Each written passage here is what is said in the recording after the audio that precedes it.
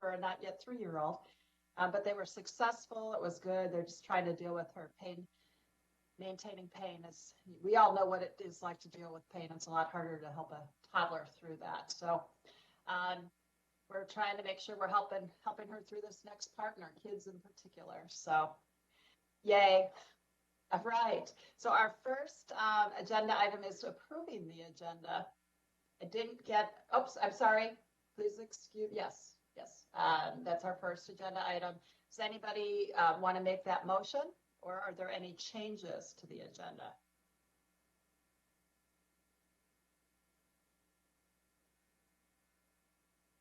Persky, I'll move the agenda. Thank you, Joe. Is there a second? I can do that. I'll Great, second thank you, that. Lee. We have a motion and a second. Randy, would you mind taking the roll? Sure. District 1. Aye. District 2. Aye. District 3. Aye.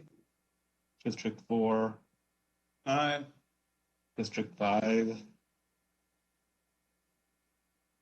Aye. Motion passes unanimously.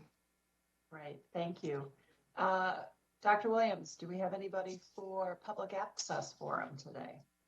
We do not, Madam Chair. Okay, we want to continue to encourage the public to be communicating with us. You can participate through email, virtually by phone, and in the near future in person. Probably we'll be kind of careful how we're doing that, but it will be great.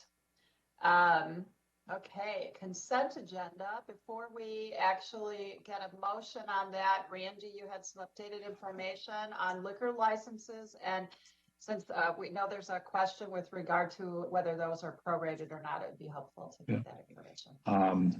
There's 4 of them that have a contingency for the sheriff and the attorney to sign off. When we submitted those, that wasn't done yet, but they have since done that, and we appreciate their quick turnaround on that. So the attorney and sheriff have signed off on all these, and then on El Rancho Minata, the township also has signed off on that, but they do not have their insurance. So on that one, we'll still leave the contingency for the insurance. And then the proration of fees, we normally do prorate fees. These are all full year or full seasonal licenses. But as you remember, we did waive fees on these this year, so there is no fees on these this year. That's part of how we spent our CARES dollars. Thank you for reminding us and the public on that. Was there any items that any members want to remove from the consent agenda? I did not hear of any. Okay. Madam Chair, Madam Yes. Chair, yes, I'd like to take item 17 and place it on environmental. I've got a number of questions on that, and we'll see which way the board would like to go. It's a major land alteration, shoreline alterations. Okay. Are you moving then with the exception of item number 17? Without objection, I will move all the other items 1 through 26 with the exception of 17. Okay. Is there a second? I'll second it with a question. Okay, thank you, Steve. What is your question? Just maybe a question would be on C5 and C6. Is there any reason, like, for these appointments, one of them has the applications attached and the other one doesn't? Like the watershed has attached, but the library board doesn't. The library board one should be on there. Don't know why it's not. I can address number 6 if you'd like to. Okay. I was just curious why, what the difference would be. I know on number 6, Steve, oftentimes for the watershed, we'll have a number of commissioners interview them and pick that. And this one, you picked it, and so I felt it was wise to have the board see the other applicant too. So that's why I included both of them. Oh, good. Okay. And on the, I'm chair on the library one, I don't know why we wouldn't have that. Is it not in the packet? I see it's not shown as an attachment, but isn't it? Can't. Yeah, I'm a little surprised. That was from my district. She works for Centricare. She has a master, I'm trying to remember off the top of my head, a master's that's business related. She has a number of other community activities. She's really great. I mean, it's too bad it's not the same. Yeah, I wasn't concerned about that. It seemed like an only question. Then, no, they should, I don't know why it wouldn't be there. We should be including them. It's just a good point, Commissioner. so if you're willing to go forward with it, I would say, could we just have her application sent to members so they've got it? There is some data in those applications that's private. Oh, So that's right. maybe that's entering into why it's not in there, but we'll talk about that internally and see what we can do. You should certainly see the qualifications. Absolutely. I have a question too there. Was this the only applicant? Is that maybe why it wasn't included? It is the only applicant, but I thought but maybe that's why, but I think it'd be great to the extent we can. It's good for members to be able to see that kind of information. That's a really good question, Jeff, maybe. The good thing is she's a well-qualified only candidate. Okay, any other questions? Otherwise, we have a motion and a second. And if you're ready, Randy, would you take the roll? Aye. Okay, District 2. District 3. Aye. District 4. Aye. District 5. Aye. District 1. Aye. Passes unanimously. Great, thank you so much. Okay, members, we are going to recess this meeting and we will convene as the Human Services Board for the Human Services Board consent items. And I can see Melissa Huberty is coming on. Good morning, Madam Chair, members of the board. Melissa Huberty, I'm the Human Services Administrator. There are 5 items on the Human Services consent agenda today, and they are numbered D1 through D5 on packet pages 281 through 291. With the board's permission and after my consent agenda today, I would regarding the forthcoming retirement of Brenda Mahoney. Yes, thank you. That would be great. Do members have any questions? And if not, we could use a motion to approve the consent agenda.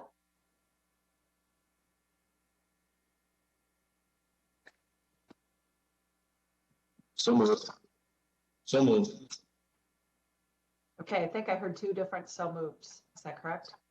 So could you just say who's moving so Randy's got it? This is Steve, right? Great, Steve moved. Do we have a second? It's Commissioner Nudge. Yep. Lee, did you say something? I think he said second. All right, that's what I thought, but I wasn't sure that that was that word. So, all right, we have a motion and a second. Randy, would you take the roll? Sure. District 3. Aye. District 4. 3. Aye. District 5. Aye. District Aye. 1. Aye. District 2. Aye. Okay. Motion passes unanimously. Thank you. Ms. Huberty? And Madam Chair and Commissioners, I just want to spend just a minute expressing my great gratitude and appreciation for Brenda Mahoney, who after over 25 years of service to Stearns County and over 30 years of service to the state of Minnesota, Brenda's retiring effective July 6th, and she's just been so instrumental in fighting for those that are the most vulnerable in our society.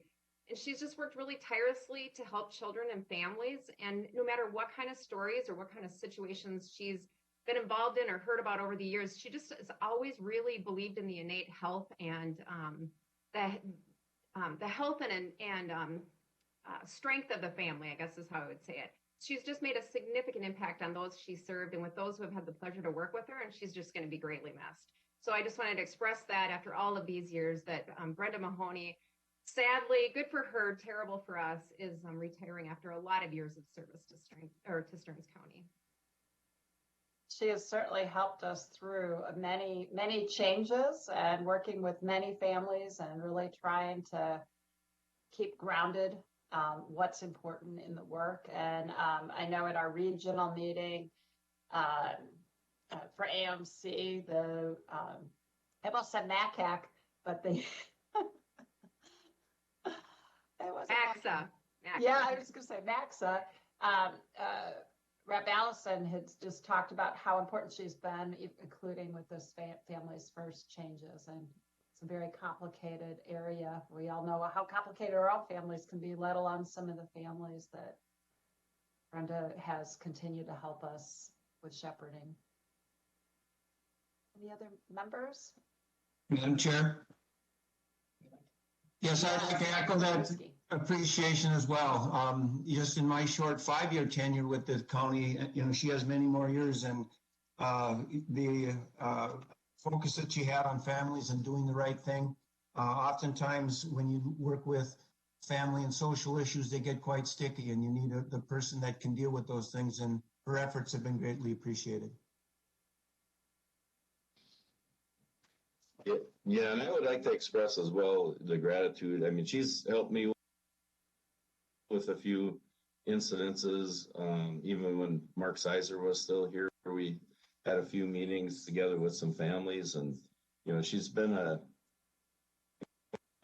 she has a lot of insight when it comes to discussing those issues.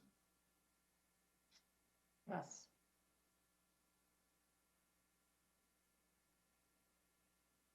Like one other place, and Steve, you're reminding me of this, is that she's been good at helping to articulate to other policymakers what really the practical implications can be, unintended consequences or positive beneficial aspects. And we've got a number of great staff. That expertise is going to be a little hard to be leveraging. Thankfully, we've got you and others who will help us through this too.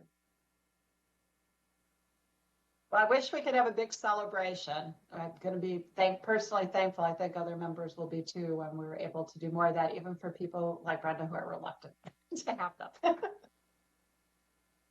you. Wonderful. Anything else? Great. Thank you.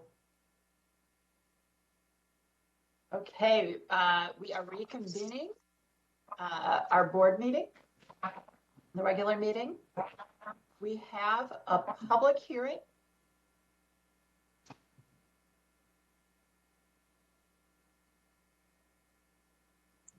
And Mike, is this you? Is it who is going for the group who is going to be helping us through this?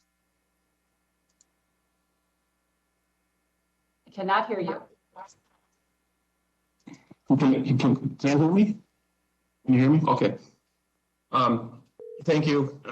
This is a public hearing to consider a tax abatement, an economic development tax abatement for Lewis Industries. And Mr. Lewis Lance is here to speak to the application. But just before that, I want to mention to the board that the city of Painesville hasn't completed a development agreement yet, and so hasn't acted on that final agreement. And we would want to be a party to that same agreement. So the recommendation for you today is to conduct the public hearing, hear any comments, but then table this until the city of Painesville takes their action, and then we'll bring it back to you for final action. So I think I would just pass it over to Mr. Lewis and let him speak to the application, if that's okay, Madam Chair. Yes, and Mr. Lewis will have you describe this to us, and then I will open the public hearing portion of this. Thanks for joining us today. All right, well, thanks for having us. Can I assume everybody has seen the application? I'm not quite sure. Never actually done a meeting like this before, so I'm a rookie. Yeah, Mr. Lewis, the board has a description. They have the letter that you sent in application, and they also have a draft of a resolution that we would eventually adopt. It might need some tweaking when we see what the city does, but they do have a resolution as well. Okay. Mr. Lewis, that was a good question. You should anticipate that we all have both read them, and we can refer to them.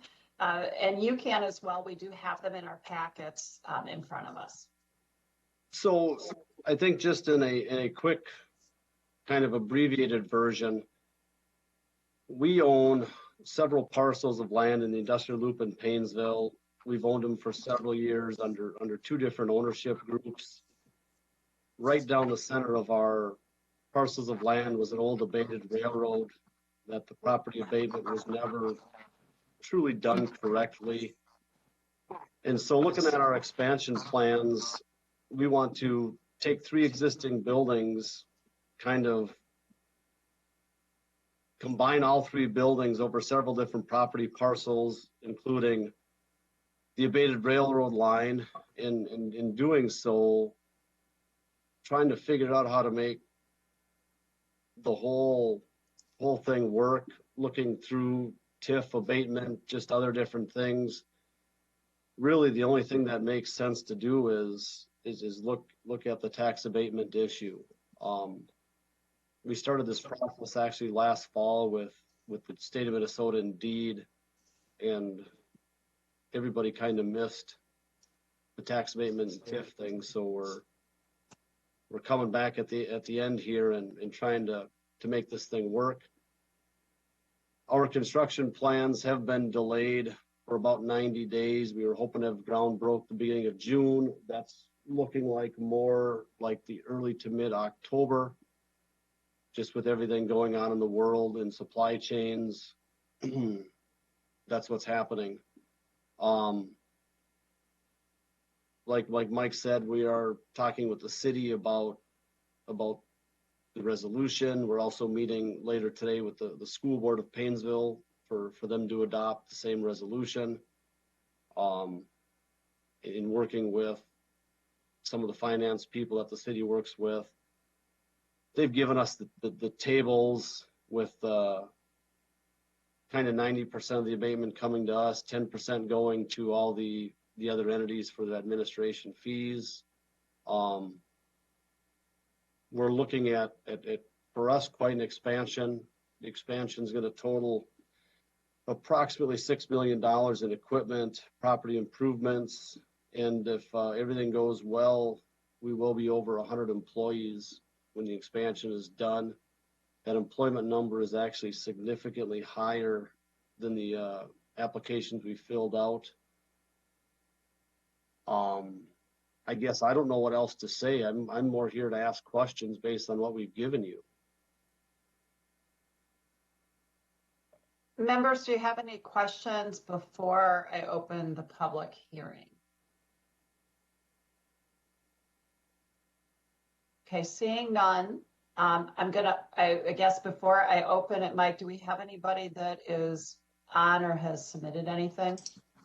We do not, Madam Chair. Okay, so Mr. Lewis, if we were, whether we're doing this remotely or in person, we still ask 3 times. So I'm going to do that. I hope that I have something loud enough that you will pretend is the gavel, but just know that I'm going to open it now, and I will say when we've closed it. Is there anyone wishing to speak before the board on this matter? Is there anyone wishing to speak at this public hearing? Is there anyone wishing to speak before the board on this matter? Seeing, Madam Chair, I think I just want to make sure from Randy, like, they didn't have any correspondence or anything either, but I don't think they did. No, we did not. That's correct. because we'd want to include it in the Okay. record. Okay, seeing none, we'll declare this public hearing closed. I don't know if you could hear that. It's closed. Got to work on that. Okay. If members have any questions, either for Mr. Lewis or the committee, this is the right time to ask. Otherwise, we've closed it, and I will ask for a motion to table this matter until it comes back to us. Madam Chair, I can make that I'd motion. move. Okay. I'll Commissioner second. Mach? Okay, this is great. We could have a third even too. Commissioner Mach and Commissioner Mergen made the motion and seconded it. Randy, do you mind taking the roll? Sure. District 4. Aye. District 5. Aye. Aye. District 1. Aye. District Aye. 2. District 3. Aye. Motion passes unanimously. Great. Thank you, Mr. Lewis. Hope the other places you're stopping with this goes well, and we will obviously be looking for this to be coming back to us. Thank you very much. Great. You have a good day. Okay, members, the next item on our agenda is parks. And I can see Mr. Anderson is coming on. There you are.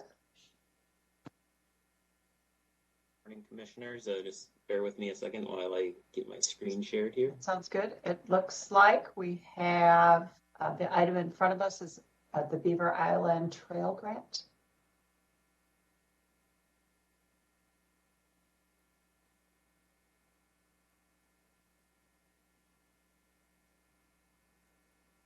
All right. Can you see the map on your screen? Yes, go ahead and proceed. Thank you.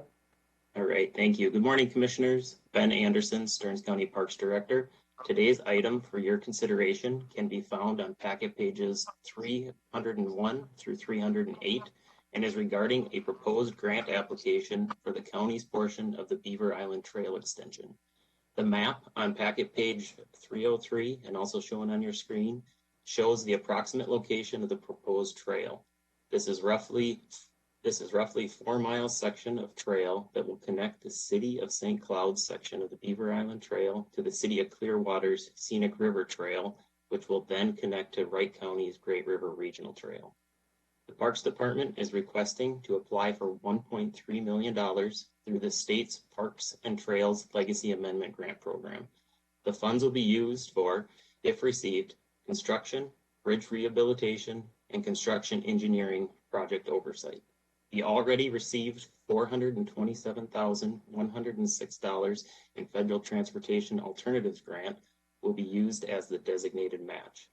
The $1.3 million ask is based off the recently completed preliminary opinion of probable cost. If the funding is received, we hope to build in 2023. This project is identified as a top development priority in both the Stearns 2040 Comprehensive Plan and the 2019 Stearns County Parks 5-year plan. The Park Commission supported this grant application at its June meeting and recommends that the County Board adopt the resolution in support of the application for the Parks and Trails Legacy funding for the construction of the Beaver Island Trail. And with that, I'll take any questions. Questions, members?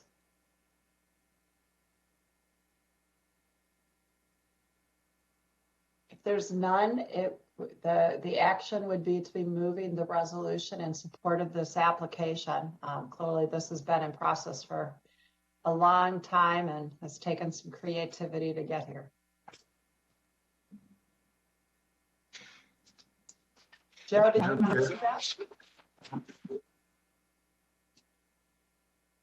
I'll just comment on that, Madam Chair.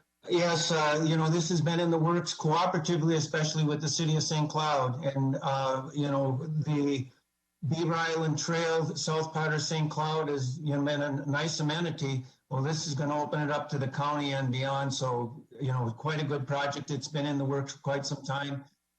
Minimum dollars from the county as we're looking for a legacy grant, and we'll offer actually a great option of trail for the entire state. Steve? Madam Chair? Yeah, I just had a question. So on the grant application, Ben, it's for 1.3 million. And then it says match required none. What's that hard or soft amount, that 427,106?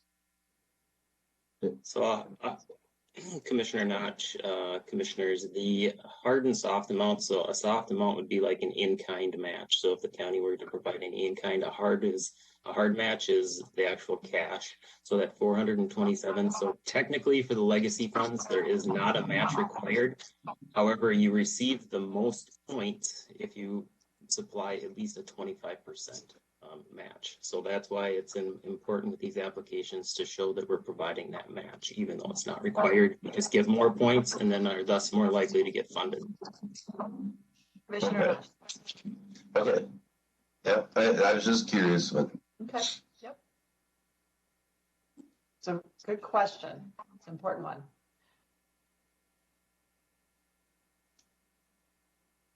If there aren't any other questions, looking for a motion. Madam Chair, I'll move the proposal. Okay. Thank you, Joe. Is there a second? Second it. Okay, good. I thought I saw your lips moving, but I couldn't tell if you were chewing gum or if you were saying something. Thank you. All right, we have a motion and a second. Mr. Schreifels, will you please take the roll? Okay, District 5. Aye. District 1. Aye. District 2. Aye. District 3. Aye. District 4. Aye. Passes unanimously. Great. Thank you. Thank you very much. Is there anything else, Mr. Anderson? I don't have anything for you unless you guys have something for me. It does not look so. Thank you very much for the work involved with this.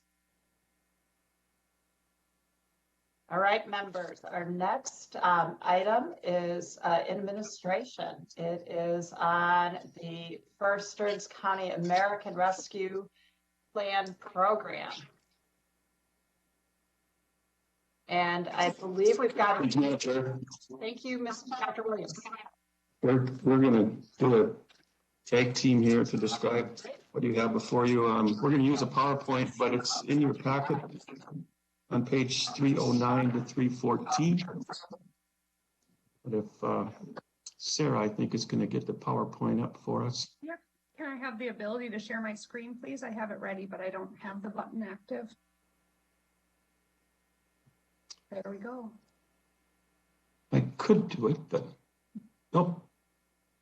Now you're getting it because I can't. Come.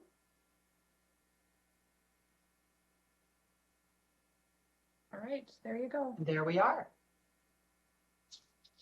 Thanks, Sarah. As you all know, that we have $32.2 million that's been allocated to us in the American Rescue Plan, which we refer to as ARP. And we actually have already received half of those dollars. And we engaged pretty much the same committee that helped with the CARES dollars. So that's the folks that you see in front of you here, and that's some of who will be speaking to some of these proposals today. If you could go to the next slide, Sarah.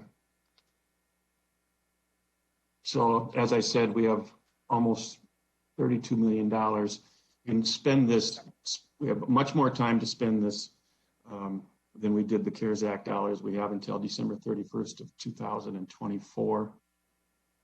And if you add up all what the cities and townships are expecting to receive, there's another $27.8 million. And so we've had some conversation with some cities about perhaps partnering with some of these dollars. And when we get just a little further along with some of the broadband plans, I'm sure we'll be communicating particularly with townships, although we do know that some of the cities have been interested in that too. So I think we do have more conversations to have with cities and townships. If you can go to the next slide, Sarah. So the priorities in this plan are a little different than the CARES Act. So it's responding to the public health emergency. So, and that includes assistance to small businesses, to the travel and hospitality, industry, tourism, and personal, family, and assistance to households, so to families and individuals as well. There's a section in there about being able to pay premium pay to essential workers. There's a provision that we'll describe a little bit further later that allows us to recover any reduction in revenue that we felt due to the emergency. And then there's the ability to make investments in some infrastructure, which includes probably most importantly for the county in broadband. I'm going to go to the next slide. And one of the things that I wanted to emphasize to the board was that this is just laid out in a number of ways throughout the description of the act, that of course they want to create economic recovery, but they want to do that in an equitable manner. And they've really stressed in there that the challenges of the pandemic have been more burdensome on low-income communities and people of color. And so you'll see that our plan is reacting to that part of the requirement in the act. And so we, as I talked about, we've done some outreach with some of the cities, municipalities, and I'll describe a little bit more about what we've been doing with broadband. But we involved the HRA so we could have Neil and his staff involved to talk about housing and talk about any economic assistance that we might need. And then we've definitely engaged with our communities of people of color in a number of ways. And again, you'll see that come out in our plan here.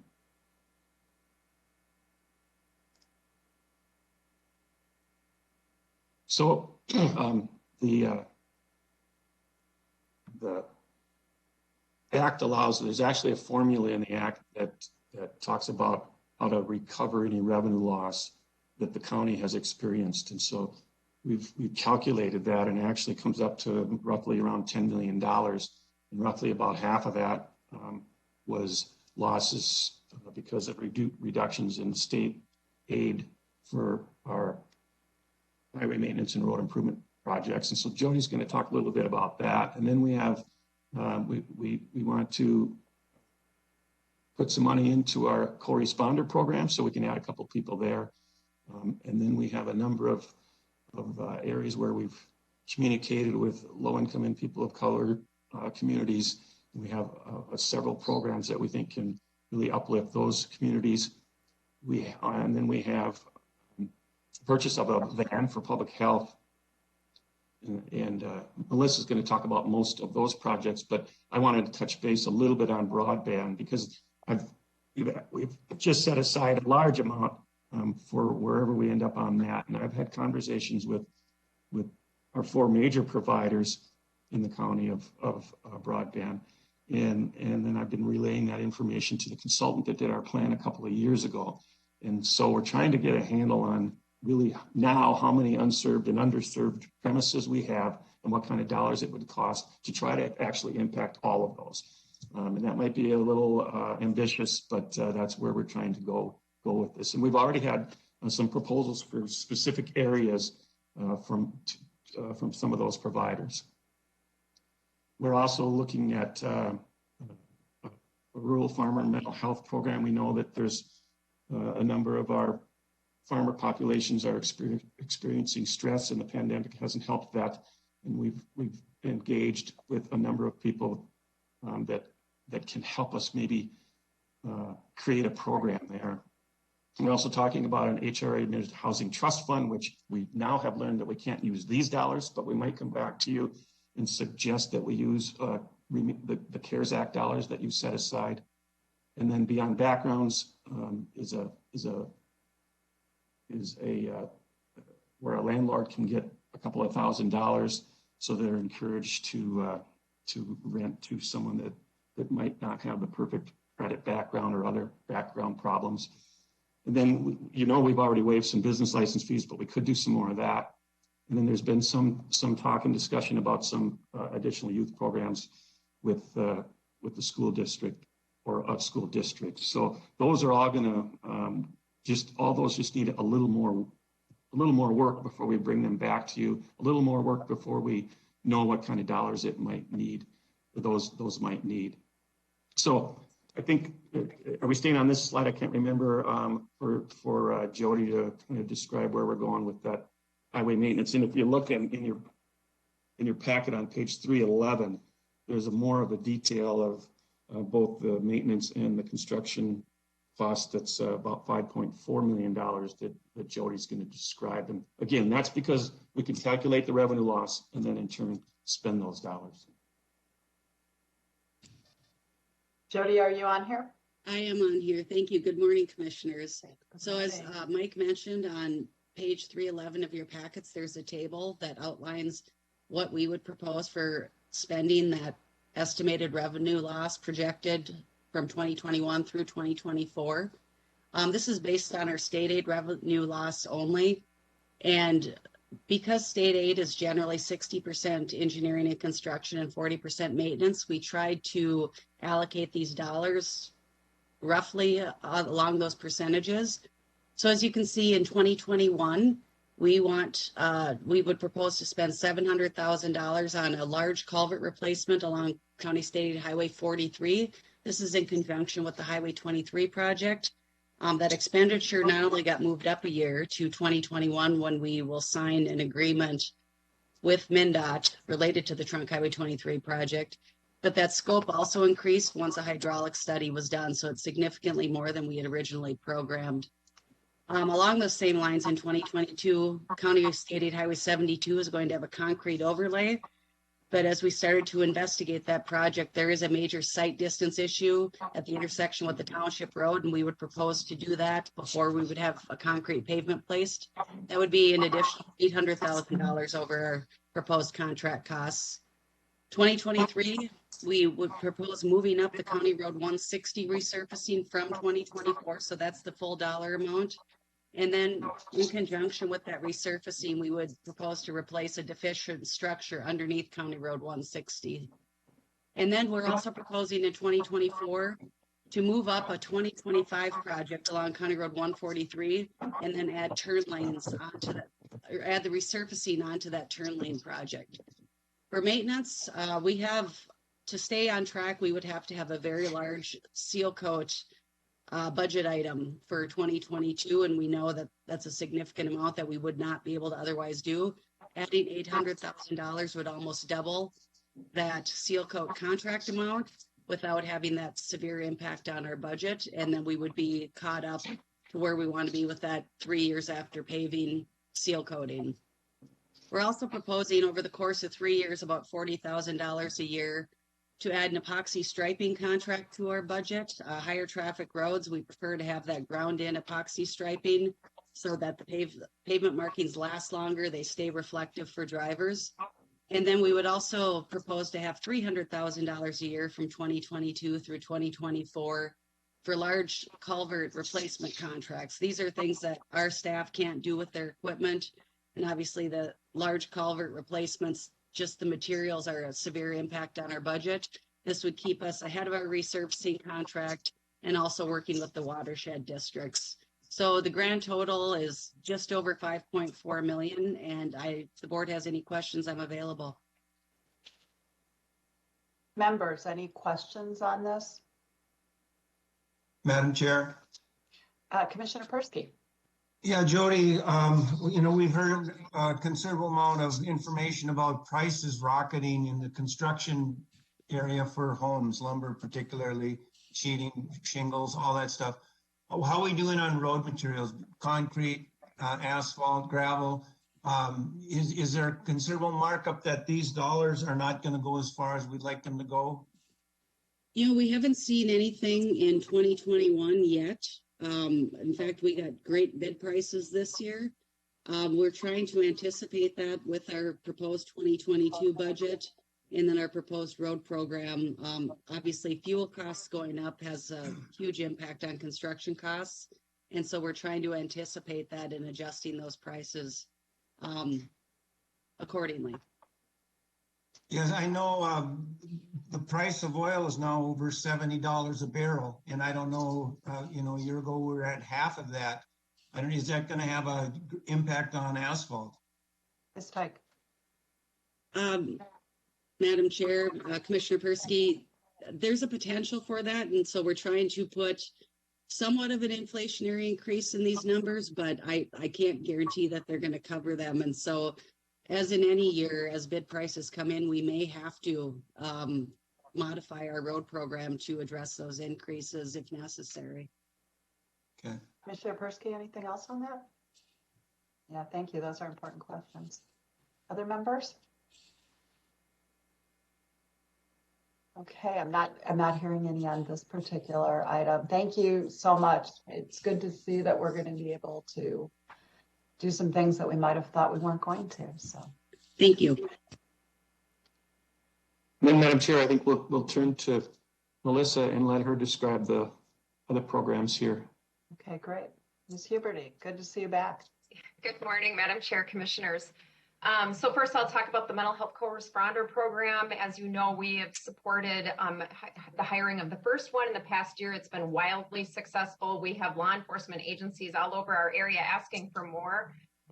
It's an evidence-based program that embeds a licensed mental health professional with law enforcement, and it allows people to stay in their home when there's a 911 call, as opposed to bringing people to jail, detox, emergency department, really expensive deep end services when it's not appropriate to do so. So we're asking for a little bit of an expansion there.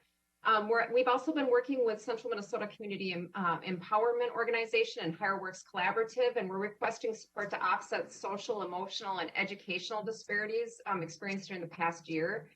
This funding request will serve families and children who have been hardest hit by the pandemic, and we're really trying to zero in on tutoring aspects. A lot of the difficulties that kids have had in the last year with social distancing and with doing school not at school. So next, the state of Minnesota has a very large pot of money that they're looking to spend on rental assistance. However, in low-income communities and communities of color, you really do need trusted navigators in the community to work with families. Otherwise, people don't really, as shocking as it is, trust government to come in and say, hey, this is going to help you. We need actually those people in the community that are trusted partners. So we're looking to support FTEs with a nonprofit organization. That's with the Central Minnesota Community Empowerment Organization. Also, we're looking at requesting funding of 2 social workers that the community relates to and trusts, working with Higher Works Collaborative, and particularly looking for one with child therapy specialization and to serve the underserved communities. Mental health has been a significantly impact in communities of color and low-income families, disproportionate to everybody else. So we know how we feel and we're not feeling so great. It's been disproportionately impactful on the mental health of our lower income and communities of color. So public health too, we're looking to fund a mobile clinic van. I'd really like to get us out there to help out to bring the services to the people, especially in the rural parts of the county, with WIC services, immunizations, connections to healthcare, mental health services, and ensuring that individuals and families have access to vaccinations, immunizations, and other services to help reduce the health disparities in the community. And finally, we're looking to support a wraparound program for the families that are served by Talahi and Lincoln Elementary School districts. 90% of the children in those districts are on free and reduced lunch, and I think it's about over 900 kids basically in poverty. And we're looking to work with Promise Neighborhood to provide support and resources for the things the family needs. And it's different for every family, but it's often in the area of transportation, jobs and training, trying to support people so they actually have pathways out of poverty. And so that kind of summarizes that, and I'd be available for questions. Madam Chair, on the wraparound program for family assistance, we've also talked with Sherburne County, and we expect them to partner with some of the costs there as well. And it looks like this is kind of the beginning. There's some other opportunities that I've heard of that I think you all might be looking at, and including in some of our rural areas. And so this then would perhaps be a 2-county initiative. Is that correct? Yeah. Commissioner Notch, I think I see your hand up. Yeah, thanks for that, Melissa. Just a question. I know because St. Cloud is such a large metro area, how, has there been or some kind of coordinated outreach to like the more rural parts of the county? I know, it seems to be harder. Sometimes you feel like there's going to be a county disparity where, there's so much focus in the St. Cloud area. And I know the rural population probably doesn't reach out as much, as you probably would, because you see it more in a larger area. But, like there's, large Hispanic communities, in the western part of the county. And even, citizens have been here a long time that, maybe, are too proud to, reach out for help. I'm hoping we can devise a way to, make that, like anything mobile would probably help, but. And Commissioner Notch, before Ms. Huberty answers that, I inartfully was alluding to that. Clearly, we do have, including, there's going to be some pretty big gaps with learning with a number of students across the county. And I personally am concerned that, at least on this board, there's a perception at times about kind of an urban-rural divide. And I think if we looked at kind of the breakdown about where resources and money goes, there might be some surprises here. But it's really important that for those communities that they are not left behind, and particularly at some point it might be great, and maybe this is more of a study session, is to be having some information about the social vulnerability index, because we've got a number of rural areas that are impacted by that as well. So Ms. Huberty. Oops, we can't hear you. Thank you for that question, Madam Chair and Commissioner Notch. Yes, we're making some headway on that, and I'm actually hoping that in late July, I'll be coming back with more of those proposals.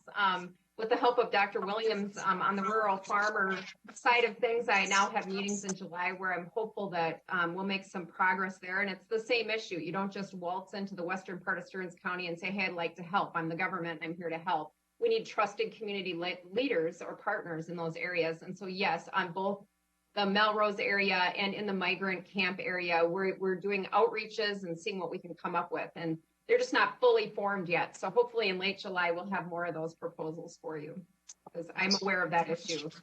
Commissioner Notch.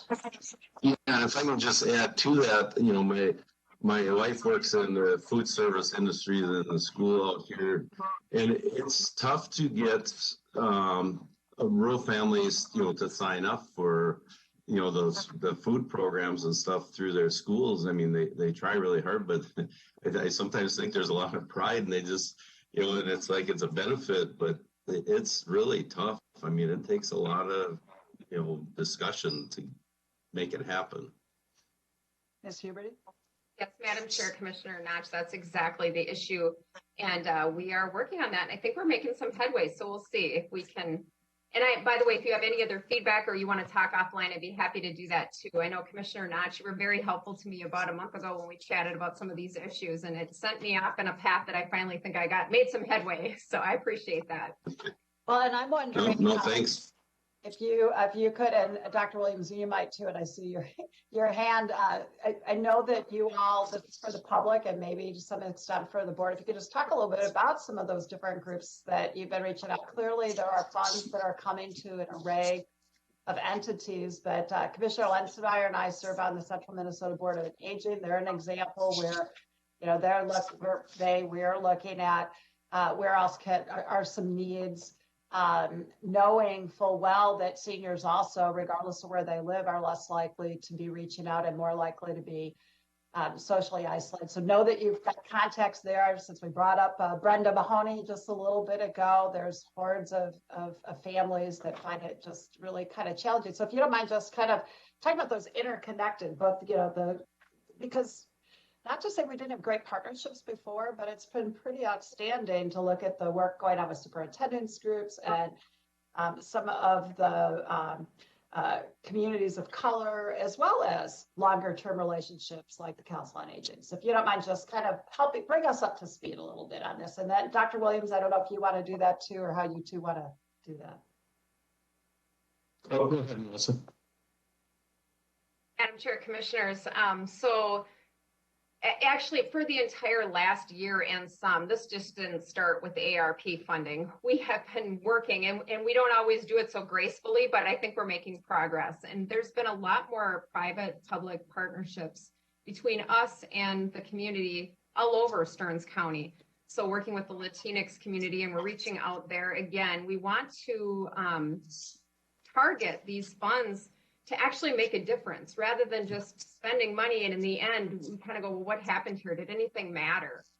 So that's where we're really trying. I mean, I have a few meetings now scheduled in July to work on mental health, because mental health has been so impacted. We've all been impacted by this, and then disproportionately by people, maybe as Commissioner Nod said, with more pride or don't want to necessarily ask for the services. And that takes trust.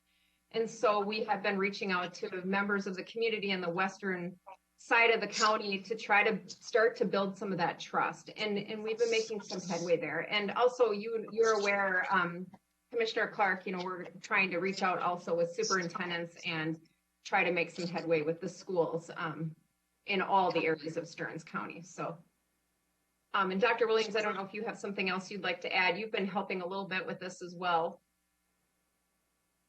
Go ahead, Dr. Williams. Thank you, Madam Chair. When we did the CARES program, you know, we actually I believe we used the Community Empowerment Organization to reach into the Latinx community as well. So I think there's an opportunity there. Some of these groups actually came to us, which might have made it a little easier.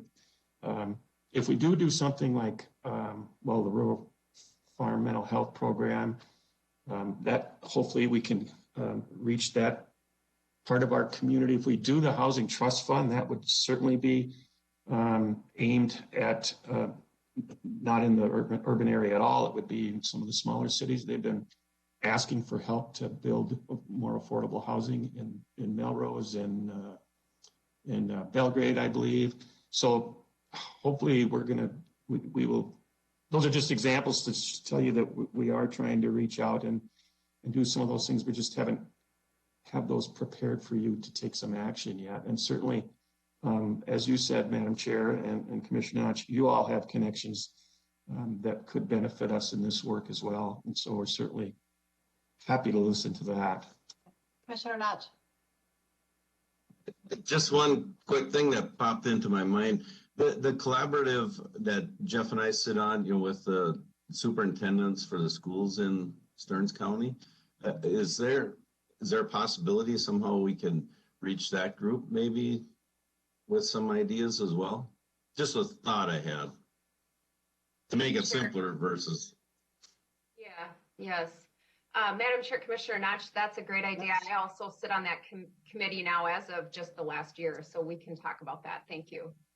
Yeah, there's some really good arrays, and while the schools are getting a lot of resources, it isn't of the type that can really help make up the difference in the learning for many students. And I think we heard about some of the ideas that staff are looking to implement to start, but let's face it, that's been true throughout the region, and it will be interesting to see what you're able to come back with. Dr. Williams.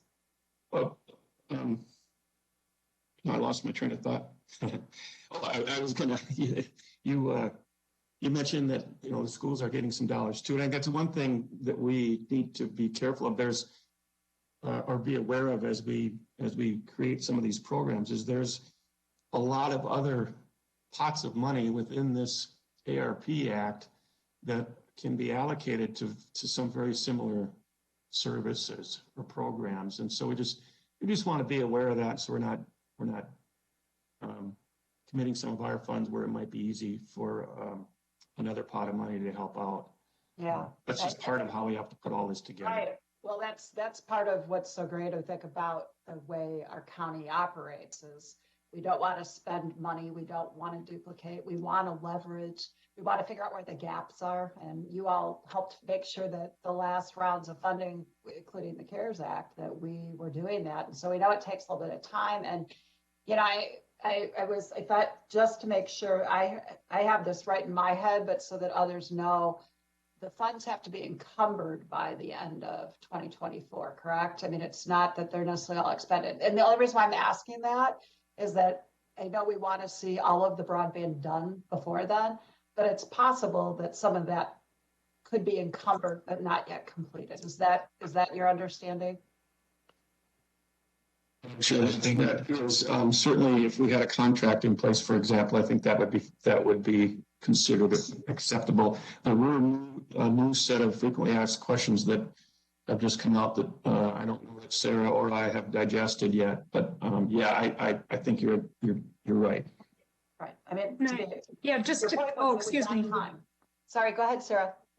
I was just going to say, in the broadband realm, that's probably an accurate statement and maybe a less likely in a programmatic type thing, like we're talking about staffing. So I don't think you could commit to paying for staffing past that 2024, but you could enter into a contract, say for road work or for broadband, and likely have that work done after the fact. Right. Most recently at our regional meetings, water quality was brought up too. I mean, obviously there's lots of needs for different kinds of things, and we're going to be putting the resources where both the act and what you're seeing us needing the most. But yeah, I wanted to differentiate there too. I mean, I think part of your point, all of your point is that unlike with the CARES Act, where we had to act in 3 seconds and spend it in 4 seconds, there's time to be able to figure out how to really do some higher impact work here and to leverage our dollars and to ensure that we're not duplicating or doing things that could be done by somebody else.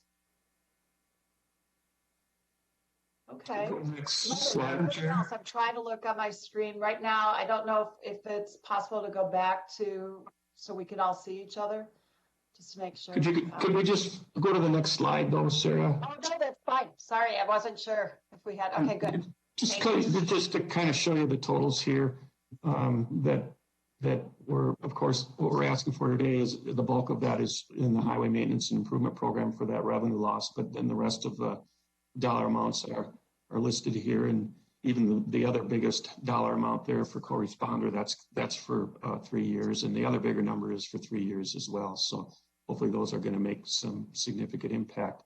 If you go to the last slide, Sarah, then we can wrap it up here. I just wanted the board to see kind of where we are in total.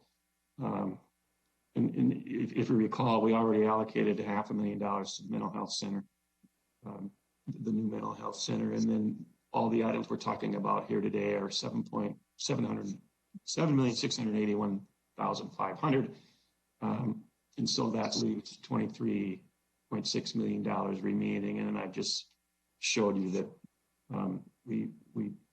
our current calculation for revenue loss, other than the highway, is 4.6 million, and then the beyond backgrounds, if we do that would be 30,000. I think we were talking about 600,000 if we did the housing trust fund. I don't have that listed because now we've learned that we can't use that. And then broadband, I've just said I think we're going to spend a significant amount, but certainly we don't really know what that number is going to be yet. So even if we did those things, we would still have nearly $4 million left to allocate to other programs, and likely it'll be more than that. And Steve, I hope you won't hear me picking on you because I'm not.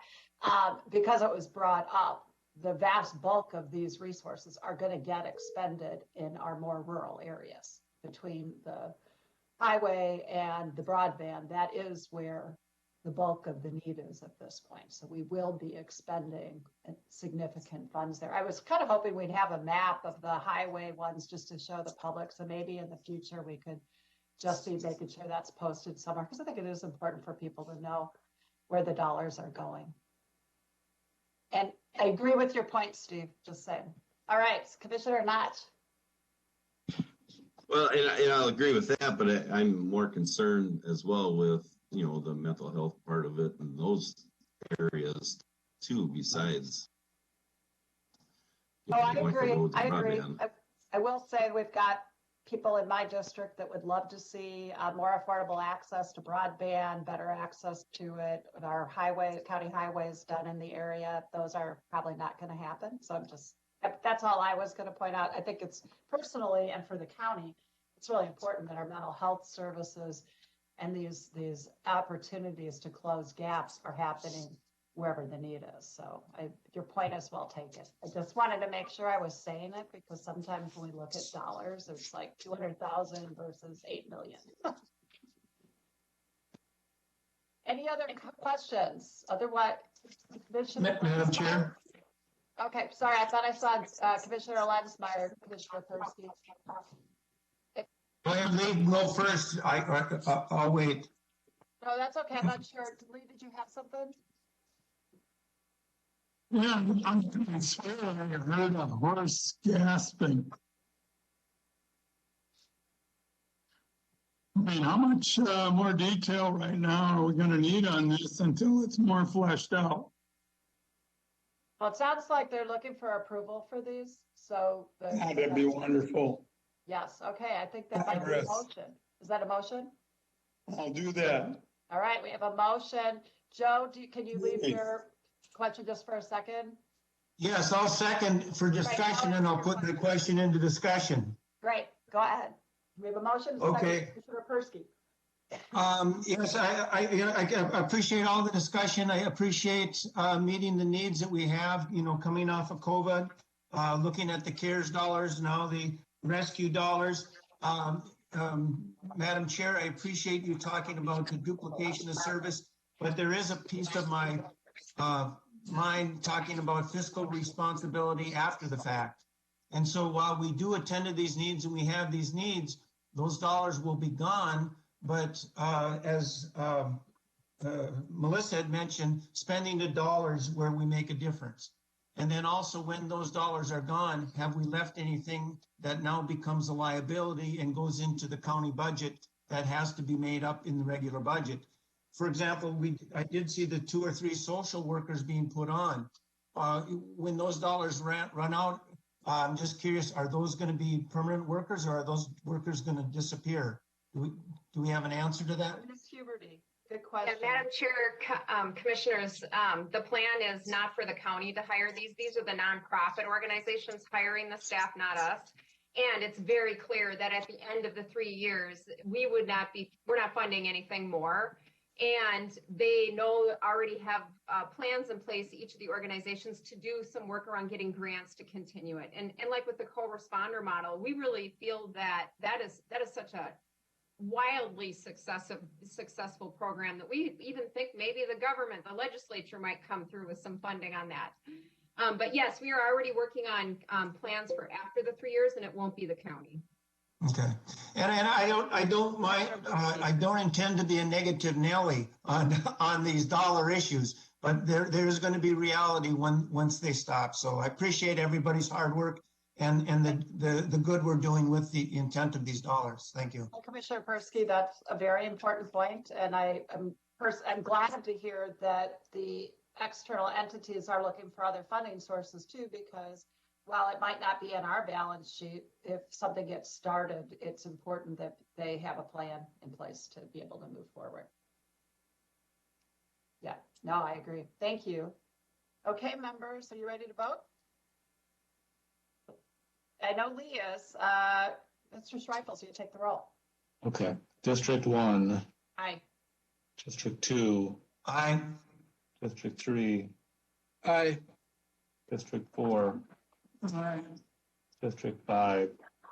Aye. Motion passes unanimously. Great. Thank you for all that time. It will be good to continue to see where this goes, and appreciate your attentiveness to thinking about what this can be for our whole county. That's good. Members, we are scheduled for a brief break, so be back in about 5 minutes. For the control room, I am gaveling.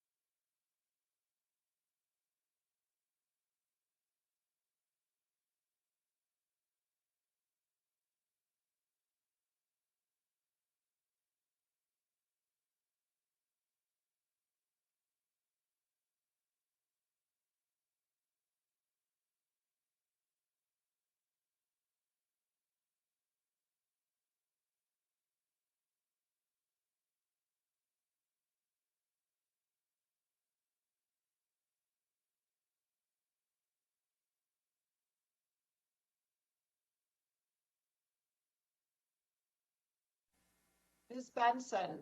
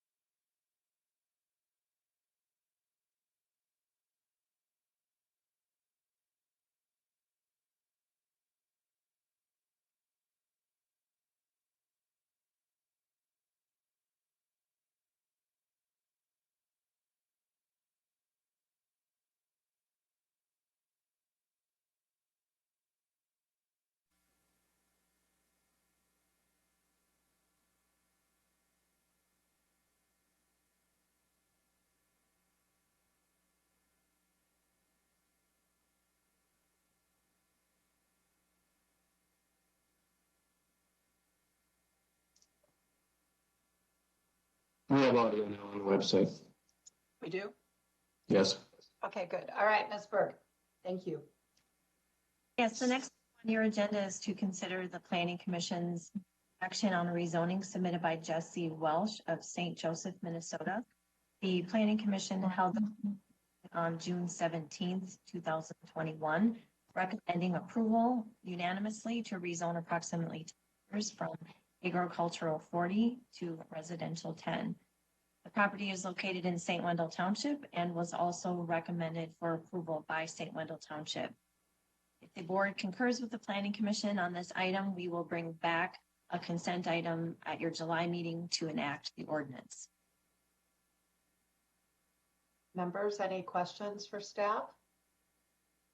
Or a motion would be appropriate?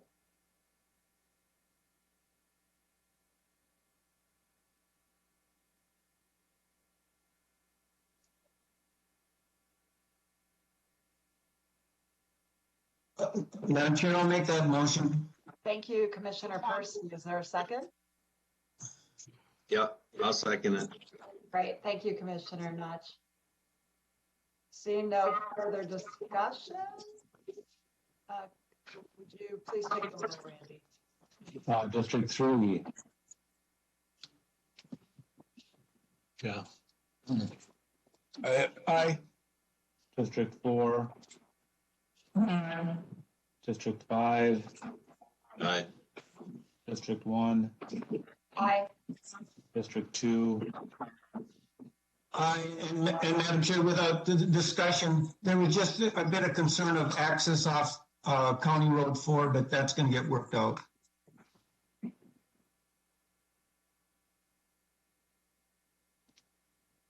It passes unanimously. Okay, thank you. Thank you. Okay, second item. The next item, Madam Chair, is also a rezoning request submitted by Dwayne Evanston of Albany. The Planning Commission held a public hearing on June 17th, giving a recommendation unanimously to approve rezoning of approximately 5 acres from agricultural 40 to residential 5 in Albany Township.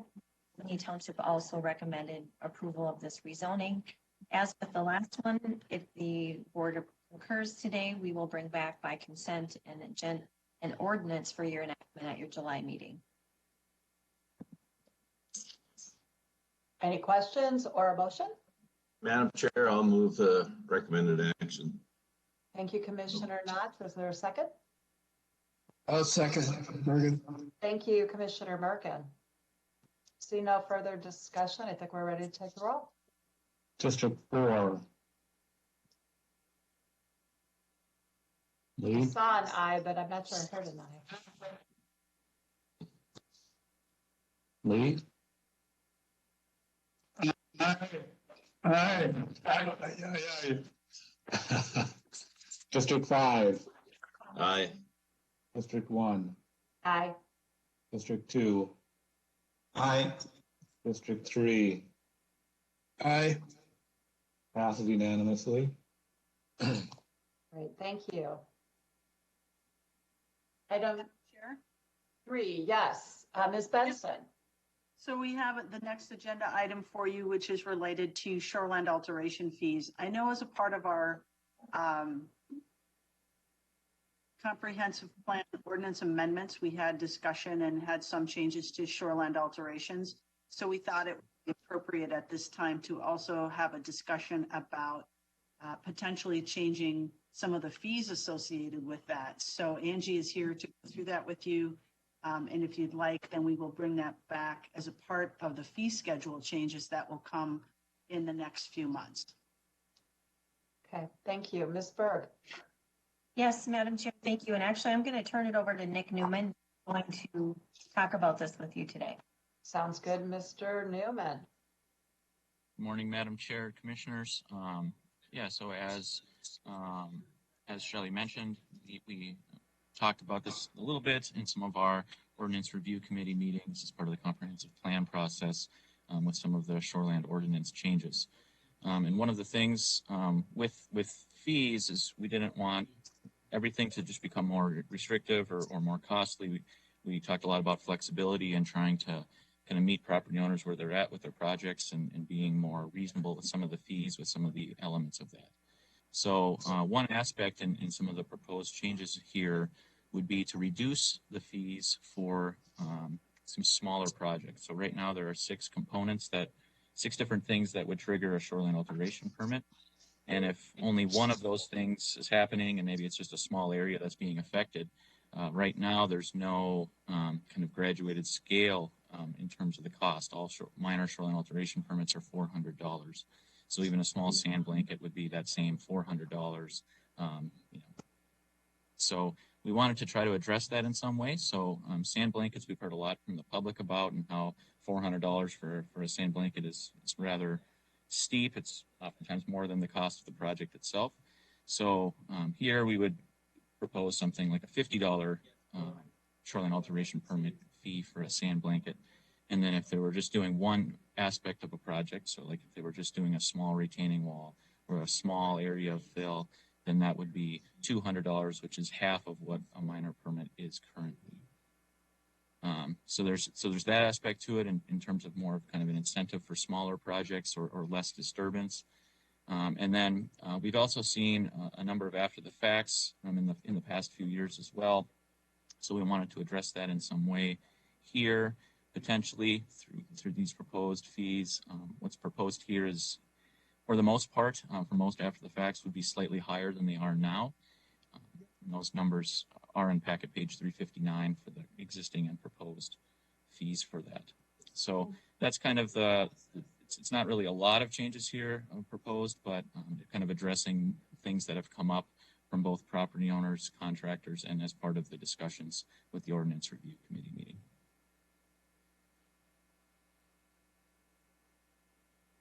Members, questions, comments? What are your thoughts here? Madam Chair? Commissioner Persky? Say, Nick, on the sand blanket, do we always make a visit on that? Madam Chair, Commissioner Persky, sometimes, so most of the time, yes, we will always do a site visit for any shoreline alteration project.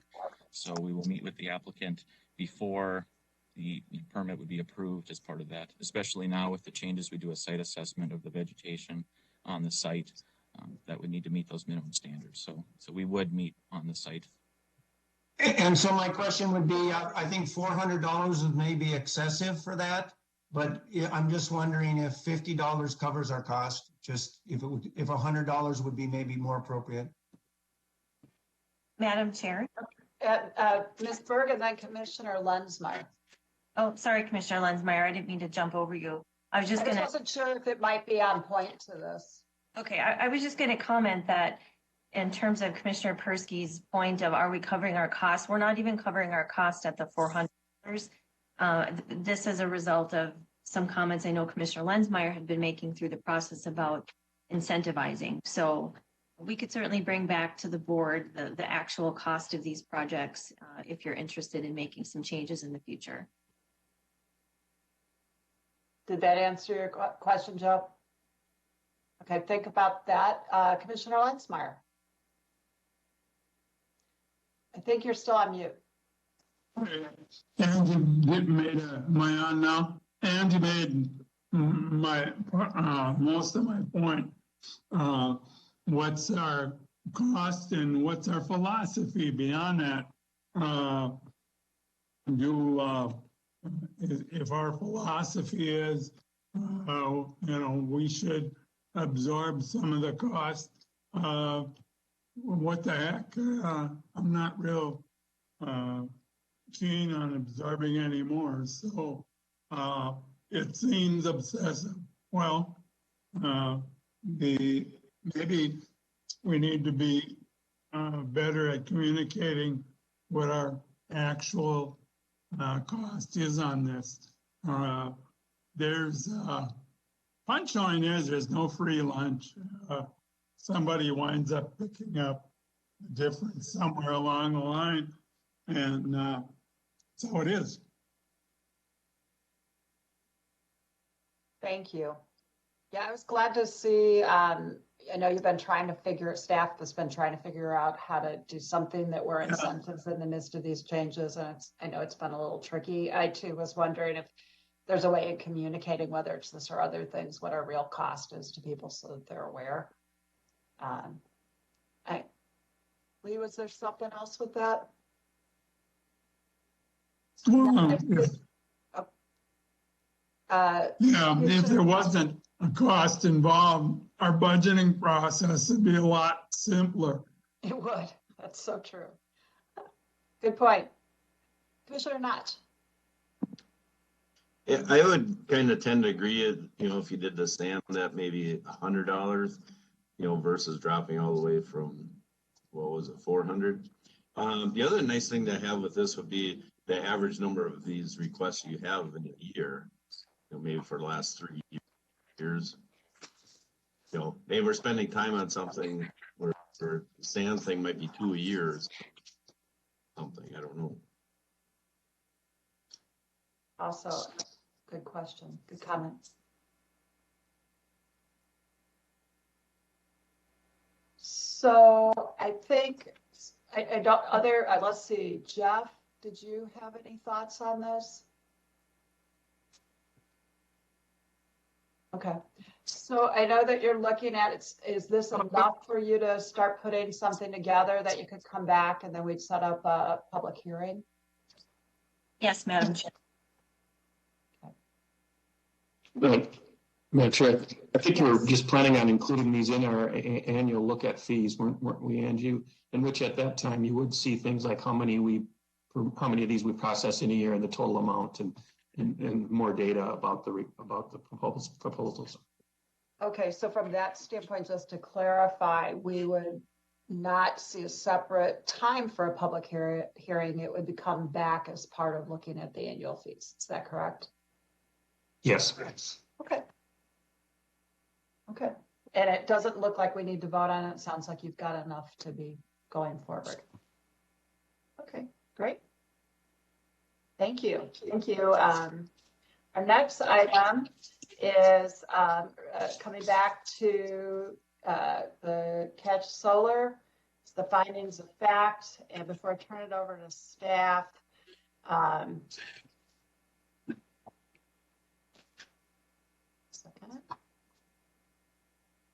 on. There it is. So we are coming back today for the findings on the action to deny. As we talked about last time, the reasons that were stated were outside of what the questions are we're supposed to be answering, the reasons that are permitted. Certainly some members have questions in general, more broadly. And the best course of action that we could do today based on all of that would be to approve the plan, even if there's additional requirements like saying they'd be adjacent to each other. And then one way or the other, staff is going to be setting up a study session to determine the future course. I did consult with the county attorney's office because given my legal background, I was concerned about what we might be setting ourselves up for. And if we, regardless of what happens today, if we are denying it and we're sued, we would lose. So I personally strongly agree with Commissioner Mergen that any application should be in good shape before they come to us, as opposed to changing it along the way. And I hope any developers that are out there hear that no matter what. But I just wanted to make sure I was saying that out loud. So there's two parts, the action that is taken today. And then we will be coming back to look, as Commissioner Lensmeyer, as you said last time, you don't know what you don't know. So Dr. Williams is going to be working with staff to set up some kind of a study session for us so that we can actually spend a bit more time in general on that. So now I'll turn it over to staff. Madam Chair, if I may interrupt, I do want to. Yes, I do want to say that in order to follow protocol and standards that we've already established in practice and past practice, is that once we had a vote, the vote is over, discussion has been over, it's been had, and it has been turned over to staff to complete the findings of fact. I don't recall in my 5 years here ever having to bring something back for findings of fact, nor do I think that it's appropriate that we, as for Commissioner Lenzmeyer, to say, beat a horse that's dead, but now we have a horse that's been buried and now we're bringing it back. So I'm just concerned about process and protocol. No, I am with you. We have not, because there were no findings of fact that were articulated last time that were permitted reasons, and we have not closed this out. That is the reason for me at least expressing to you, after consulting with the county attorney's office, what could happen if we complete it, the pathway that we are on, regardless of what findings that are put on the piece of paper because of what was stated last time. And I understand it is likely that that is what is about to happen. But procedurally, I did check because it is still open. I totally agree with you. After something is done, which would include our comprehensive plan and our ordinances, that's a different issue.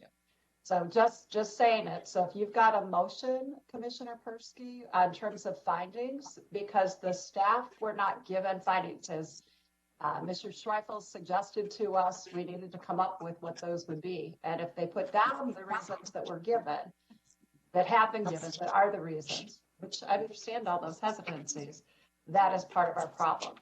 But if you go ahead and somebody should be making a motion with regard to findings, and then we could go ahead and vote on those findings and we'll be done with it. So, Joe, do you have a motion? So I'll go ahead and I'll make that motion to accept the findings of fact as presented to staff from the Planning Commission and what was added by the other commissioners at their request. Also, so you need to clarify what that is, because we don't have anything like that right now. Are you talking about the things that were articulated, like part of what you articulated last time? Because we can have staff add those in. That is correct. Can you just articulate what you're hearing, then we can have other members if they've got other ones to put in. But I think it's helpful if you articulate it so that we have that. I believe those were articulated at the last meeting. Right, but what ones did you have? Because right now we don't have that. Are you talking about, for example, the taxation question or decommissioning or not under, questioning about this particular developer or the adjacent, I'm not sure which ones you're suggesting would be included. Ms. Benson might have another idea.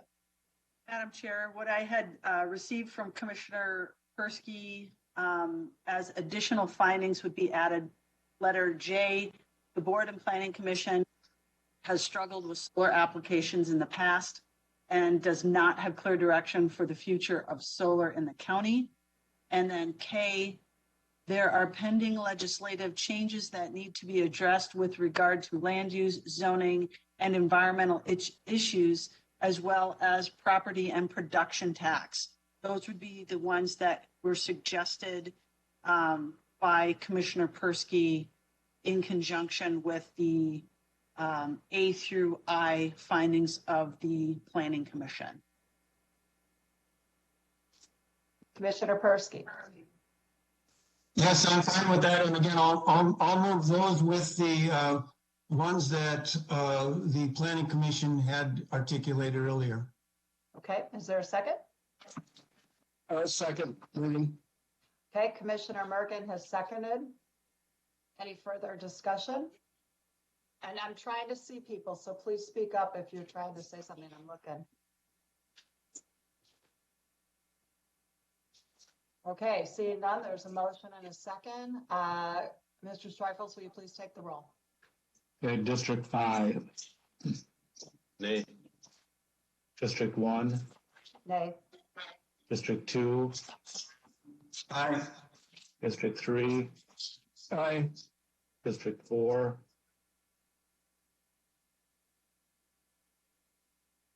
Lee. Nay. Motion fails 3-2. Okay, members, Commissioner Lensmeyer, do you have a thought? You're often pretty creative. No, but this issue, the concern I have, big picture, is, I guess could be summarized by saying, why are we so damn popular? We have more of these facilities than anybody else, which makes me paranoid that we're missing something. So, I don't know, I'm frustrated in that I can't make a cogent recommendation or observation on what direction we ought to be going. But clearly, this generates discomfort. I don't know what to do about myself. So, No, I think that is understandable. I think just at least my perception is there is definitely some emotions that are going here and trying to struggle with what we're doing. I don't know if anybody else participated last week, but NACO in their future of work had a whole session on energy. And one of the components they were talking about, they showed a map that the most rural counties across the country are the biggest solar. And it was actually big solar. It's revenue generating. They weren't talking about the little ones, the solar kind of gardens that we are, but they were huge. And ultimately, I've been kind of wondering, so do we have Excel or somebody else that's going to come in and say they want to start doing bigger ones? Ours are tiny compared to apparently some of that. So my question then, since we are going to have a study session, and I think your question is quite well taken. Do we move approval of this for today? And do we then have the study session and determine where we're really going? Or what's your druther? Madam Chair. Yes, Ms. Berg. So just to clarify, and then I think Billy has something to add, just the county board did deny the application at your last meeting. So the application is denied. Right. The meeting, according to case law, the county, a local government can make a decision and that a subsequent meeting make the findings of fact. But what I just heard happen was 3 members voted against the findings and 2 voted for. So that's going to be a little bit more legally interesting. Yeah, actually, that's what I was going to ask. Do we need different findings, or is this a motion to reconsider? I wasn't sure. And I think Shelley has something to comment on as well related to the 60 days. Okay, Ms. Benson. Madam Chair, at this point, since we have a situation where we have a stalemate on our findings of fact, we do have the 60-day rule, which essentially could take effect and automatically grant this if we do not take action. So that is another option. That was going to be my additional question. I wasn't really sure. Okay, so sounds like we need either different findings of fact, we don't act and it gets accepted, or potentially a reconsideration. Let's see, trigger date, 60 days. What starts it? Today's our last day on the 60 days, right? Although I think remind us of what starts it is helpful. Madam Chair, because of your July meeting schedule, today is the last day for the board to make findings. In addition, the way the law works is you need to make a decision within 60 days. However, case law supports that your findings can be made at a subsequent meeting. Today would be the subsequent meeting. It's not July or August. So unless the applicants who are on the line waive the 60 days verbally for you right now, a decision would need to be made to support the findings of fact. Our recommendation as a department is that that be a majority vote.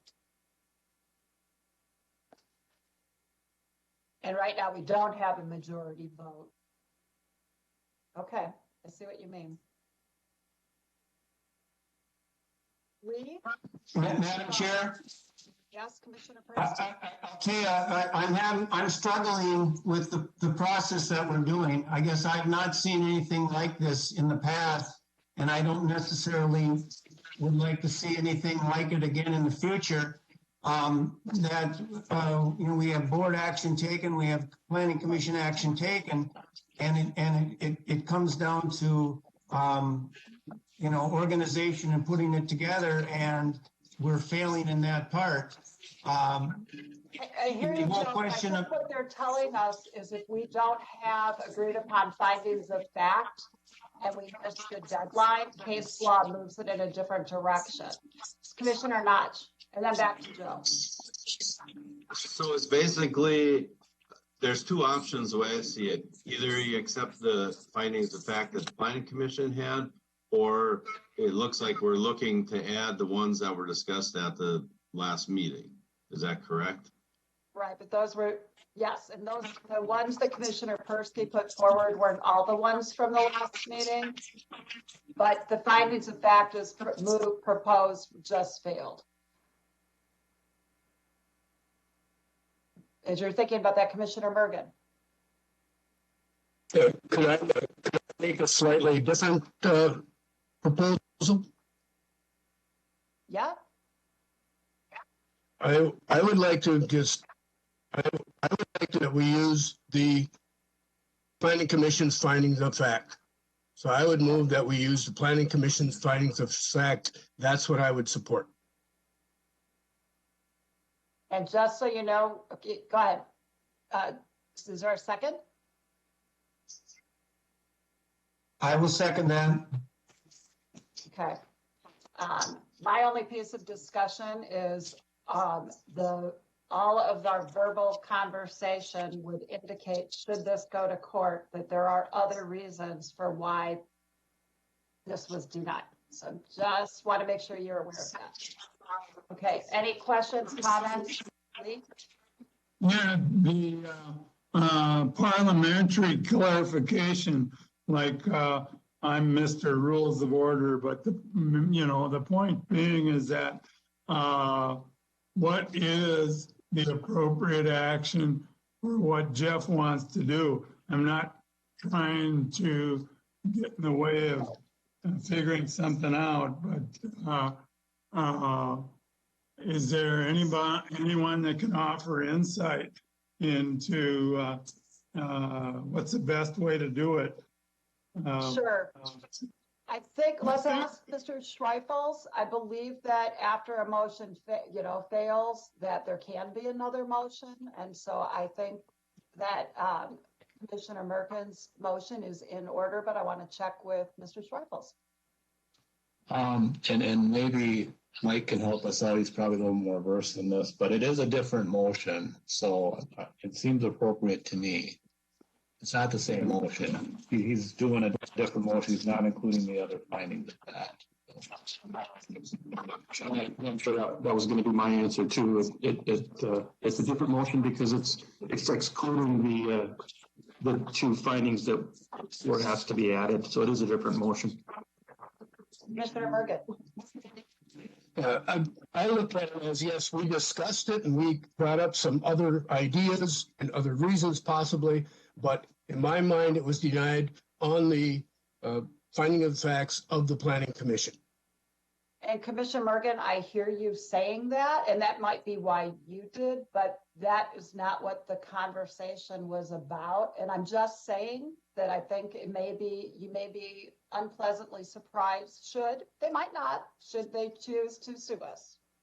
It also is, we're denying something that is very similar to every other one that we have approved. So there's some other reasons why, but I hear what you're saying. I think that is probably would not be perceived that way. Yeah, in my case, I'm not against the idea.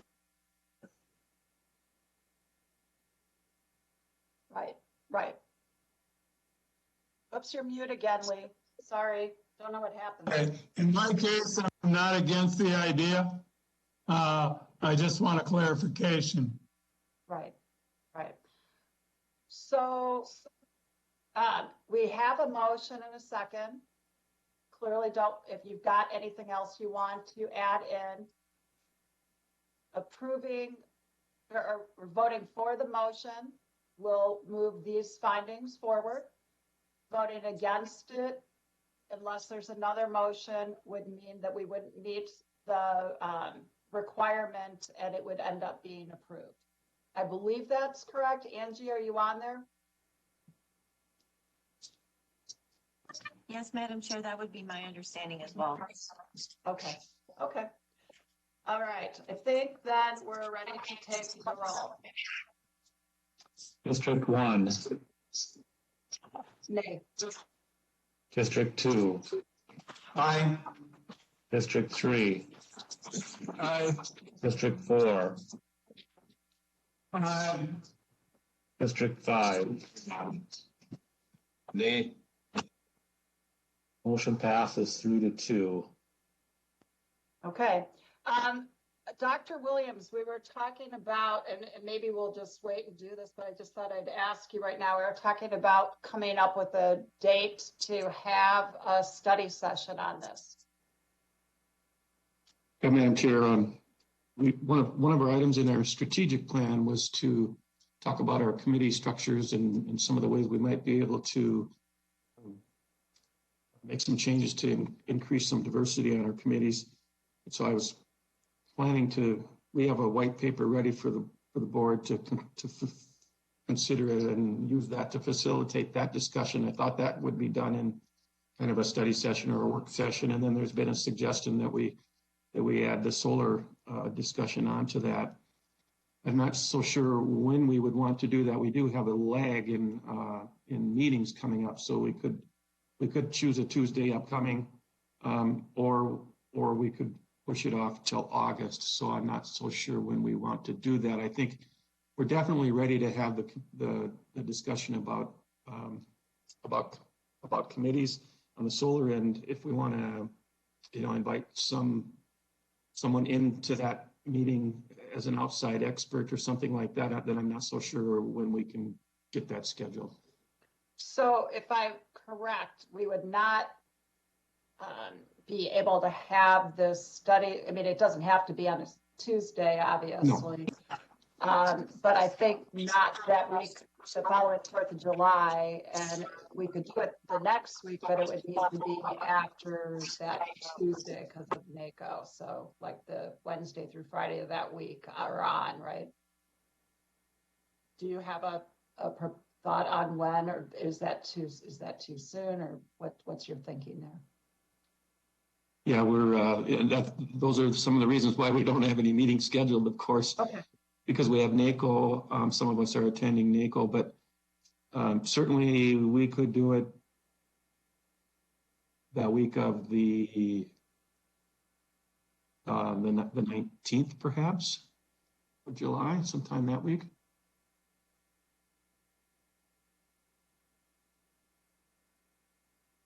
Right. At least that's a little more clear for my schedule, which looks the same as some of yours, I think. We have a board meeting on the 20th, so we do it later that week. We do not have a board meeting on the 19th. Are we on which day? We're on for when? The 27th. Okay. Okay. Isn't that right? Yeah. Members. An outside expert on what? I'm confused. It could be an outside expert on parliamentary procedure, or an outside expert on electricity. What? That's what they're trying to figure out to answer some of the questions you and others have had.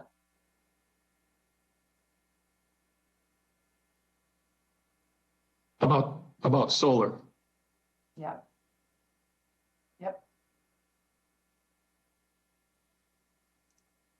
So do people's calendars permit them to meet that week? I mean, we could first look at the 20th. Madam Chair. Yes, Commissioner Notch. Yeah, I'd be around Monday and Tuesday. Okay. So what about that Tuesday then, since it's,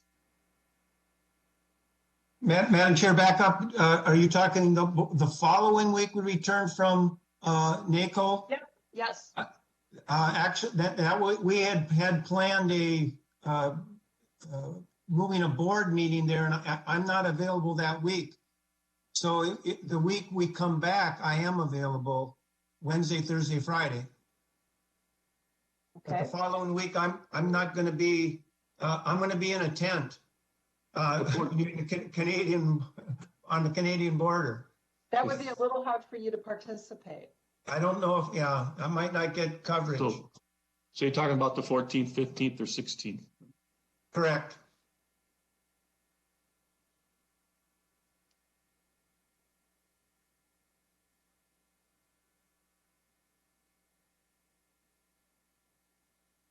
What about the end of that week? What does that look like, or that Thursday? I know the sooner up we're moving. Madam Chair, Yes? Madam, can I just suggest maybe the administration send out a doodle poll or Works for something? me. Yeah, that works. Yes, I was gonna say, if we couldn't resolve this in the next couple of minutes, I was gonna suggest we have them come back to us.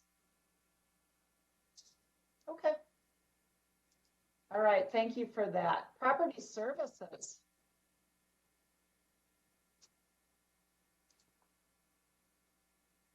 Mr. Johnson. Morning, Madam Chair, Commissioners. Morning. The agenda item I'm presenting this morning is item I-1 and I-1A, and it's found on packet pages 366 and 367. Somewhat away, this is keeping with your earlier theme about great partnerships and long-term relationships. I'm asking the county board today to recognize William Schroeder, the Stearns County Examiner of Titles, who will be retiring next week on June 30th after serving 42 years as the Examiner of Titles, as an Examiner of Titles laureate. And that's a person that will honor with an award for an outstanding achievement in his field of dealing with land registration and torrents proceedings. Unfortunately, Mr. Schroeder is not available today due to another commitment, but I'll share the presentation and this honor with him later today. I'd like to share my screen with you because I have put together a resolution. See if I can share content here that I'd like to ask the board to adopt in recognizing Mr. Schroeder. Let's see here.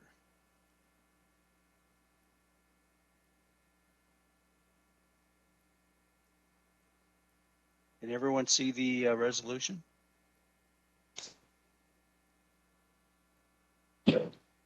Yes? Okay, great.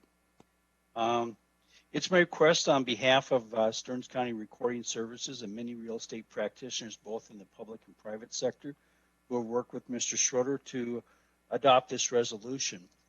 And it states, whereas an Examiner of Titles laureate recognizes the meritorious achievements, dedication, commitment, contributions, and public service of a district court-appointed title examiner, performs highly specialized legal work related to the registered land system, and serves as a legal advisor to the Register of Titles and the County Recorder. Whereas William J. Schroeder, Juris Doctorate, who practices law as a certified real estate specialist in the areas of real estate, estate planning, probate, and business, was appointed by the Stearns County District Court judges in 1979 to serve as the Stearns County Examiner of Titles.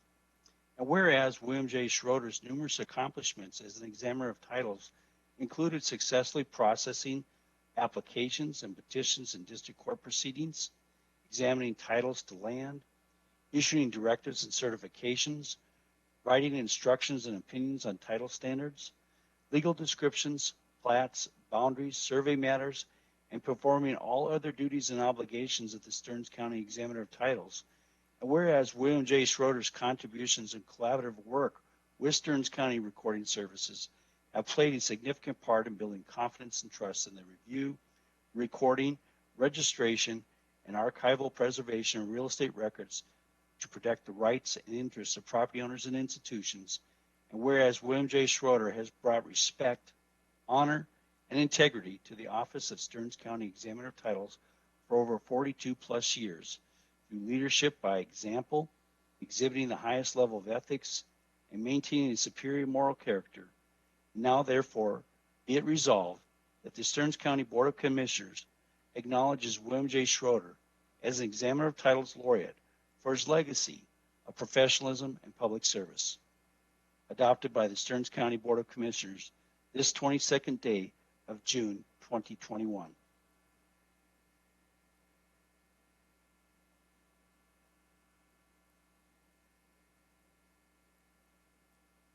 Thank you, Mr. Johnson. Thank you. Questions, comments, thoughts, motion?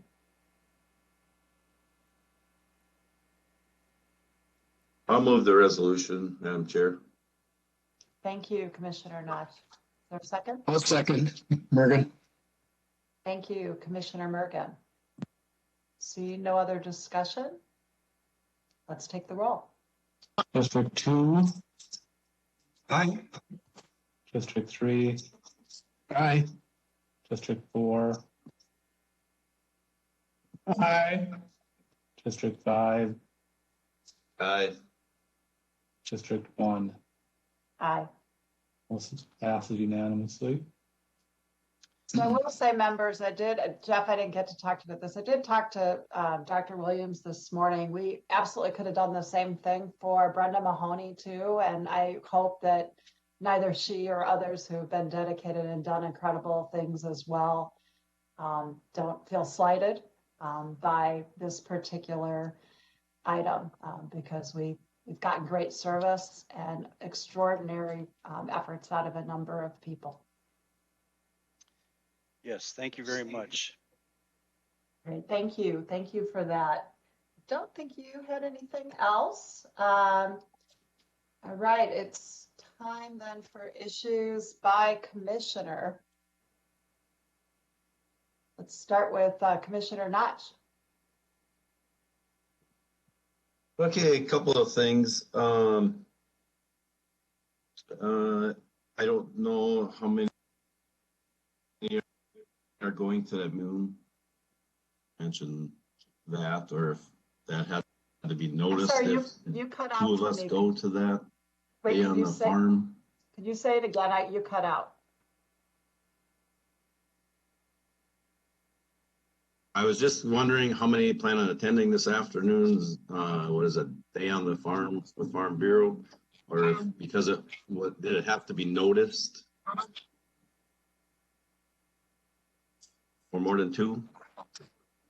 I unfortunately can't because of the whole thing with Juniper surgery. I'm hoping to be able to meet with them at a different time. I'm really bummed about that. It looks great.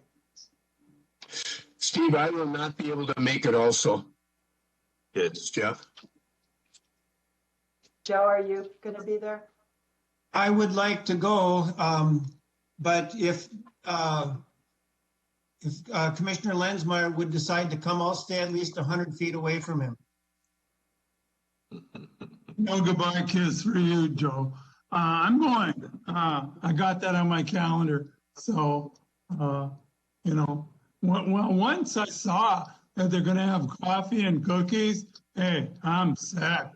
Oh, absolutely. People should know how to get us there. That's for sure. Thanks for raising the okay, and then okay, and then one other thing too that I guess I would just like to bring up in regards to recognition of division directors and Mr. Schroeder.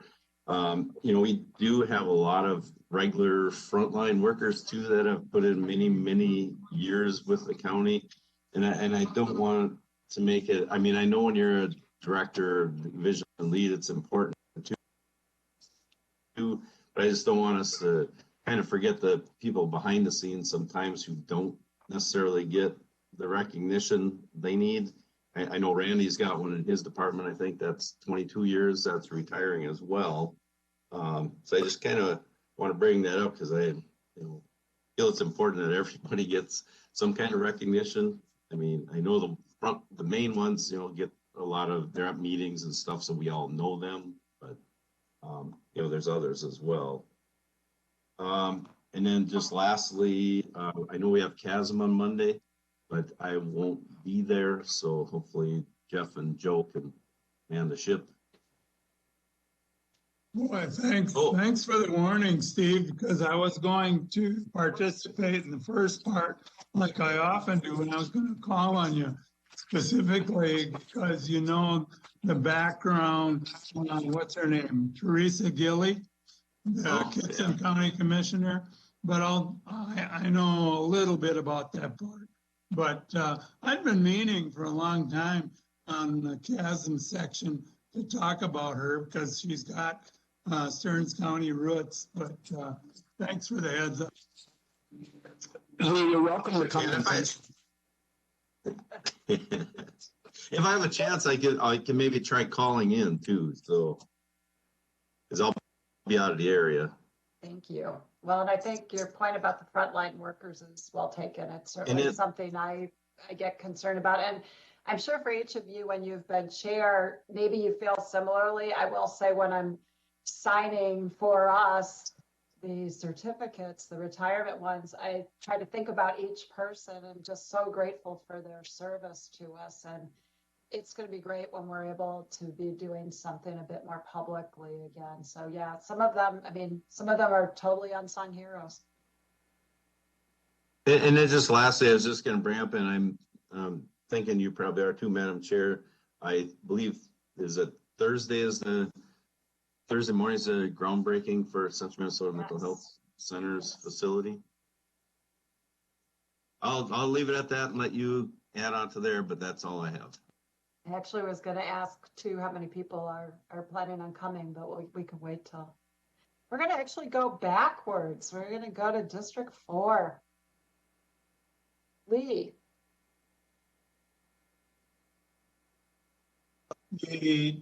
A couple things, Jeff, hang on. After the meeting, I want to talk about the farming school story.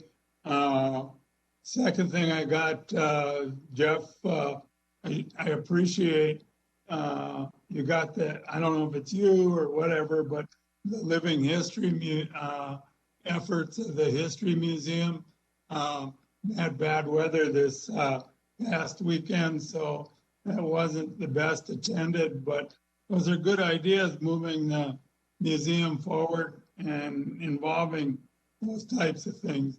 And lastly, since, boy, this is a hell of a thing to acknowledge, but the most recent murder in Stearns County occurred in almost my neighborhood, and it's certainly in my district. I guess that would depend upon the sheriff and others, but should we be encouraging folks to invest in more personal security and home security types of things? There's no way that law enforcement can possibly be everywhere.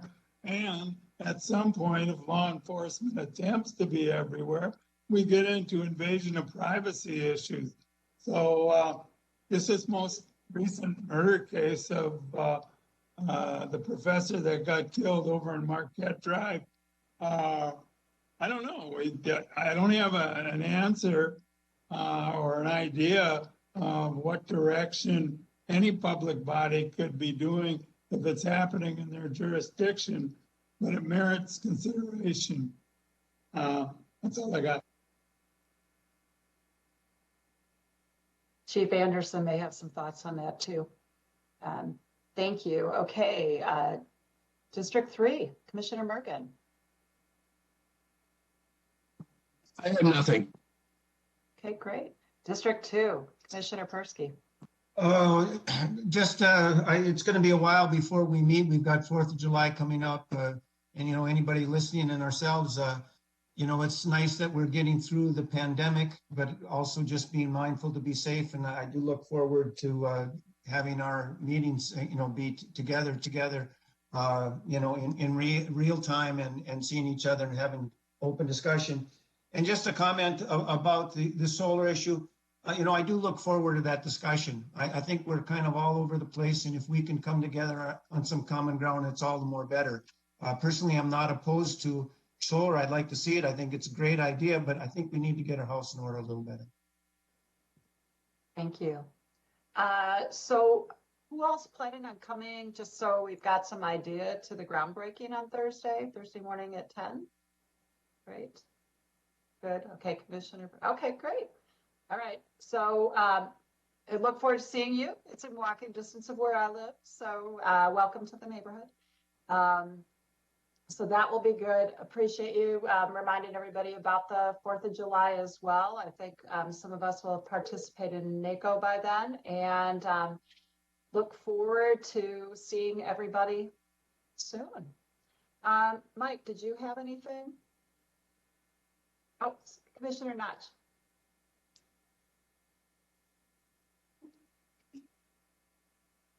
Yeah, so is our end of July meeting in person then, or maybe Mike's could bring that up? It will be in person, right, Mike? Yeah. Yes, we're planning in person in the boardroom. And they've got it modified some, so we will probably be doing some social distancing, but we will be in good shape. It'll be delightful to see all of you. And with that, our meeting is adjourned. My gavel just hit.